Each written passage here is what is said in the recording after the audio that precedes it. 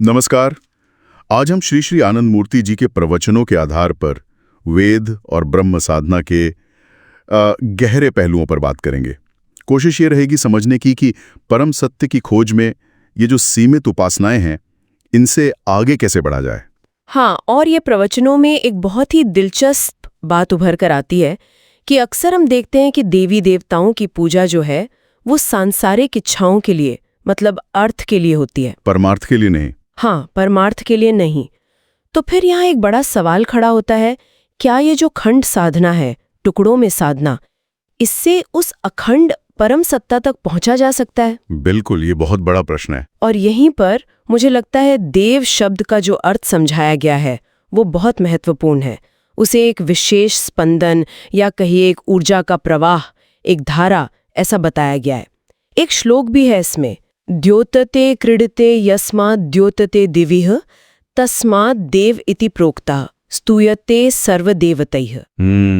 इसका भाव यही है कि देवता वो अपनी प्रकृति में एक सीमित शक्ति है, एक सीमित धारा है। अच्छा, सीमित। हाँ, लेकिन ब्रह्म तो सर्वरस सागर, अमृत रस सिंधु है, मतलब अनंत, असीम।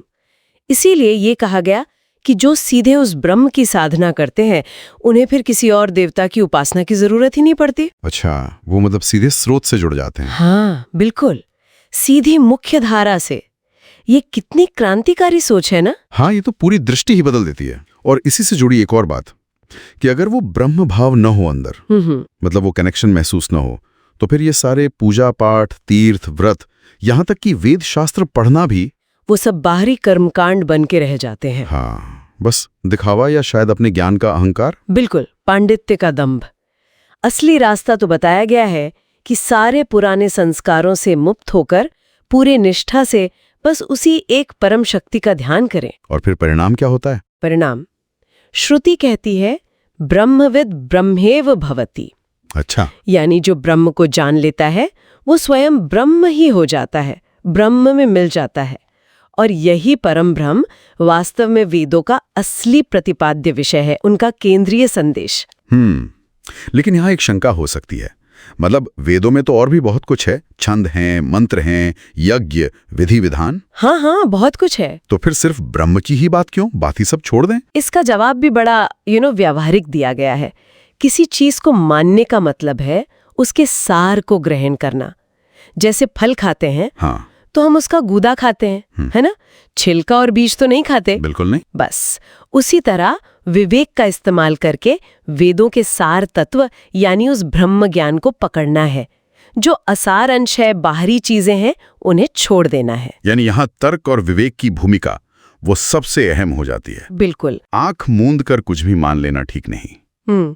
मुझे एक श्लोक याद आ रहा है, बहुत जबरदस्त है। युक्ति युक्तम उपादेयम वचनम बालिकादिपि अन्यम तृणमेव त्याज्यम अप्युक्तम पद्य जन्मना। हाँ, ये तो बहुत प्रसिद्ध है ना। मतलब तर्क की बात तो बच्चे से भी सीख लो, और बिना तर्क की बात तो भले ब्रह्मा जी ने कही उसे भी तिनके की तरह फेंक दो। क्या बात है, ये तो अंधश्रद्धा पर सीधा प्रहार है। और एक और श्लोक भी है ना इसी तरह का। कौन सा? वो केवलम शास्त्रमाश्रित्य न कर्तव्यो विनिर्णयः युक्तिहीन विचारेतु धर्महानि प्रजायते। हाँ, बिल्कुल, कि सिर्फ शास्त्र में लिखा है इसलिए मान लेना, ऐसा नहीं।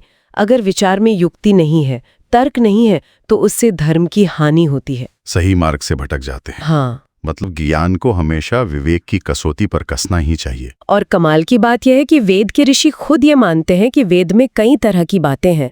जैसे वो श्लोक है, छंदांसी यज्ञ क्रतवो व्रतानि भूतम भव्यम यंच वेदावदान्ति। अस्मान्मयी सृजिते विश्वमेतत् अस्मिश्चान्योन्मायया सन्निरुद्धः। हाँ, इसमें सब आ गया है ना। छंद, यज्ञ, व्रत, भूत, भविष्य, और ये भी कि कैसे माया इस दुनिया को बनाती है और जीव उसमें फंसा है। लेकिन साथ ही ब्रह्म तत्व भी समझाया गया है। बिल्कुल।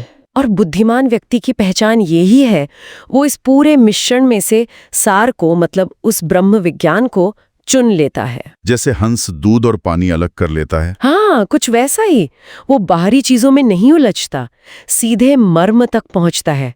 और ये सिद्धांत सिर्फ वेदों के लिए नहीं है। नहीं, ये तो हर ज्ञान के लिए लागू होता है। हाँ, हर युग में, हर स्रोत से, चाहे वो पुराने ग्रंथ हो या आज का इंटरनेट, सार को पहचानना, विवेक का इस्तेमाल करना, यही तो असली बुद्धिमानी है।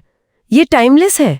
तो कुल मिला के आज की चर्चा का सार यही निकलता है कि परम सत्य या ब्रह्म कहें, उस तक पहुंचने के लिए बाहरी कर्मकांड या सीमित पूजा पाठ से कई ज्यादा जरूरी है हमारी अपनी भीतरी निष्ठा, आंतरिक लगन। हाँ, और तर्क और विवेक से चीजों को देखना और फिर उस एक अनंत ब्रह्म पर अटूट ध्यान लगाना। और ये नजरिया कितना पॉजिटिव और एम्पावरिंग है।